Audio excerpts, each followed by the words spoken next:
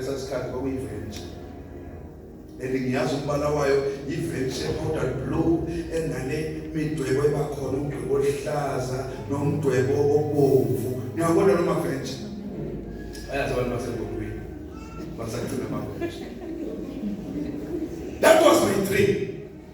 Ngibona imoto yami, ngibona ngilayishe ifamily yami, ngihamba nabo, ngiphethe isikhwama ngiyemsebenzini. Ngangizokwazi lokho. Amen. Iphupho liphila kimi. Kanti ngiyibona lento izokwenzeka.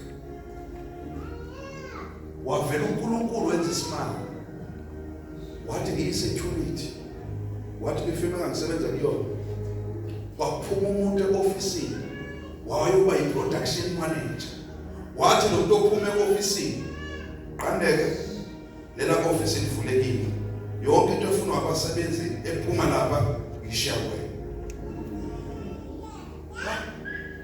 Ngaqala ngakhipha i-uniform ngakhiphela abasebenzi. Kusho lo baba. Kanti uNkulunkulu yabona bazalwane umuye empumelelweni izinto azibikho lula. Sinabantu abanenkinga, abantu abathanda ukukriticize lokho into izomakha. Ngenhlahla angeyena lo muntu makuthiwa yenzile lokho akubona umsebenzi wakhe. Because I wanted to learn everything. Kanti uNkulunkulu uqhubela khona. Hallelujah. Wangifaka la ku-office wathi yonke into efunwayo usoyenza. Ngaqala nge-uniform. Ngathi ngiyabona kwathiwa kuseyiviswa ama-fire extinguishers la efamily. Wathi banaki ayenze paperwork ayiletha nge-right ngiyi-security akuyekile wami ngiyawenza nalo ngize nge-weekend ngidosani nge-weekend mangekho busy bafowethu manje izothatha lezi zinto ngizofika i-sacrifice of yami ngise ngizosebenza kanti uNkulunkulu uyangihlela. Haleluya. Amen. Ayikho into ezakalula. That was 2004, 2005. Later, the change in 2006. We are promoted about. Masiti 2008. Namsem kujwayela ungena mphume office lakhe. Uvela uadvertise lesa sikhala sakhe. Ifebe decide ukuthi siya-advertise lesi sikhala salobaba. Sifuna umuntu ozongena e-office ogcwele. Mayindu angifundela nge-office mina. Ngisho ne-English yami ile yokulusa inkomo nembuzi. I-English nayo. Ngabizwa ngabuza kodwa i-apply ngale cha bekubani mina uvele benga-apply into engiyibonayo ukuthi kude i-office leli kubani mina. Uthi ke u-director we-company abakutshelanga yini HR ukuthi apply ngithi mina ayabangitshelanga ingithuse lento bekufana ndincengwe i-HR ukuthi apply wathi khuluma ne-HR niyezwa bazalwane uNkulunkulu ehamba nomuntu. God makes miracles possible. Do miracles. Ngahamba ba-HR ngathi into engizwayo ngizokuthiwa ngize la ngivoto apply sithe ufuna kufakweni engama-requirements angithi yazi ama-post nama-requirements ufuna kufakweni enganweka sokuthi kufakwa bathi unani kanti grade 12 fakani u-security u-grade A onesira fakani i-computer umuntu one-computer literate bayifaka angazi nani izinto ezinazo ba-advertise abayimthenayo lutho akekho umuntu onalezi zinto phela ono-grade A security lutho futhi lento ukuthi ihlanganaphi no-grade A we-security ngifake nazo bayifaka futhi nga-apply ngento ifamily yathi union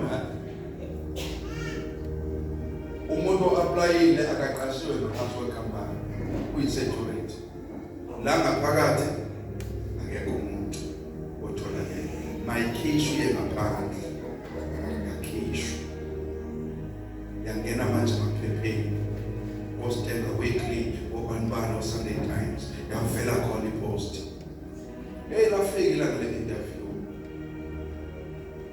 laba bantu benza i-interview bavulelwa yini egeyithini futhi bahamba ngo-PM bahamba ngama-odi i-serious lento mangibhalisa baba kuzothi ngize ku-interview yabo safety wallet lento kuthiwa ngikampele nami ile bangena abantu kakhulu ayisashaya isikhathi isimanga esenzeka kwathiwa mina ngizongena ngo-6 ntambama mangiqeda shift manje uma ngingena ngeso sikhathi angalungisanga lutho yabona lo muntu uthi akana clue ungcono manje yonke into isisobala leza ikhathi zo-2007 kwakusenzima bazalwane even the technology wawunga understand izinto eziningi angeniseshanga angibhekanga kuza mina nje ngangena ku-interview base bethi ke awusichazele ngembongo ichaze ngembongo chaza nje ukuthi history yayo yaqalwa nini yenza ini ikuphi njengamanje wacima ibanga yazelaphi mina ngazi lokhu ukukhulunywa ngabantu but I never do a research because lento ngiyoyenza angikho kwi-level yayo bachaza lokho nginakuchaza kunje kwamele bangihleka bangibuza umbuzo uke wayenze research cha guys yabona but I know kulungile and then umuntu abangemali esingaholela yona ngaba imali lapha ngabheka khona ukugcina ngabuka isalary yami ye-security ngabe ngafaka 2,000 phezulu kwesalary mhlawumbe ngaba ngcumane alapha ngabamhleka ngempela naye mangathola noba u-6.5 ebamele bamhleka uthi ne-security ngaleso sikhathi ngokuthi uma uhola 3,000 eyinkulu leyo mali. Amen. Ikhuluma ngoNkulunkulu bezalwane ehamba nomuntu liphile iphupho lifeze enhlizweni faka uNkulunkulu kulo you will see the results. Ngathi ayibangihleka bese hayi kulungile sizothinta kuthengela ngafana bangithinte ngalo banginikeza ama results wangena ucingo lathi ucingo wena yabizwa emaphoyiseni eCape Town wozoqala ukwenza ama-medicals nami sengiyile vele for i-physical training kodwa ngizoqala ama-medical bayangithatha nakhona 2 ama-shoes zombili ngiqashwa ku-government ngiqashwa la zombili lezi zinto ziyaqala ungehlela empilweni. I have to choose. Athi emaphoyiseni maningi zokuyela mnini ngabisa umuntu waseshaya engimjwayele ngathi ngehlelwa lesi simo please ngicela ungicebise bathi hlala la ngoba usujwayele kodwa emaphoyiseni ugovernment nakhona inkululeko usungabona wena kodwa ke ekugcineni ichoice yakho naye uNkulunkulu uyazi uNkulunkulu uhlanganisa le mali phela yakubula nje 2,000 la uNkulunkulu uhlanganisa yonke lento yakho ukuthi ayilungi ngathi ayilungile athi emaphoyiseni sengisuke ngathola isikole manje ngiqala isikole ngicela ningifake kwi-intake ka-December but ayilungile nakini sokufonela kodwa lapha ngo-October September ngangena la mangithi ngiyabheka kodwa 12,000 hayibo mina ngizohola 12,000 bengicela mina 6.5 and level is double ngangena e-office bazalwane bengihlekwa egate bengithuka besho wonke amagama ngoba webathandekayo nigade lento bambhekele umuntu phansi.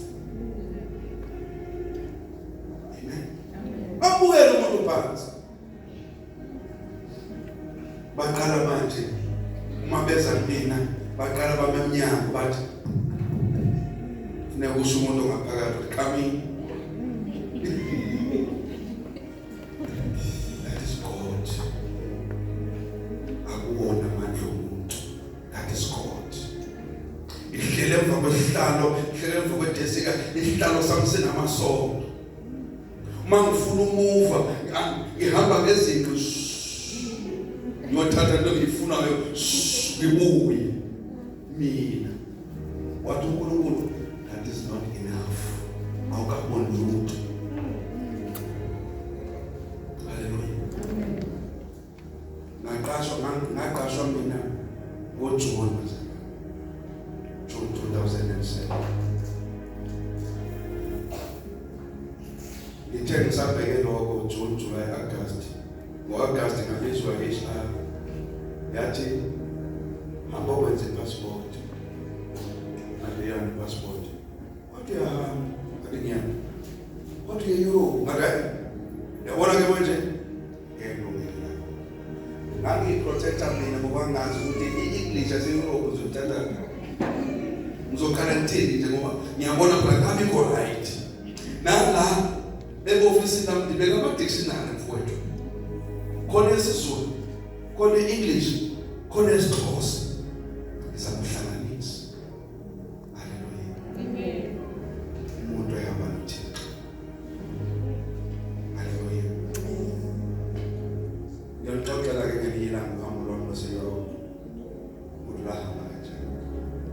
Bathi ngambona uNkulunkulu. Ehamba nawe ngithuba ngesandla. Hallelujah. Uma uqalile nje wavuma wathi ngizokwenza wakubhala enhlizweni yakho uNkulunkulu uyangenelela. He knows ukuthi unawo amandla lento. He knows even your background.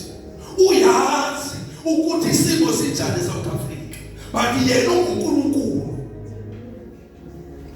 Nongazi ukuthi uNkulunkulu angisuse eSouth Africa. Wena uyakubhiza ukuthi umsebenzi eSouth Africa kanti uNkulunkulu ufuna ukuthi uzokwenzani athatha kubeke China. Ake ngikufuna la. Ke ngahlelwa isimanga 2 weeks ago.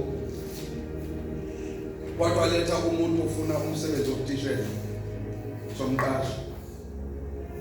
Letha umuntu umfundisi. Ngafake egroupini yasesontweni there was no response. I was very disappointed. Umusa. Umsebenzi uyafunwa ngelinye Yesu. Mina kuthiwa letha umuntu ofuna umsebenzi wokutishela. Siyaqasha kodwa umuntu ofike eqala uwe. Sicela silethe umuntu. Ngifune ukulithawa ngangakuthola.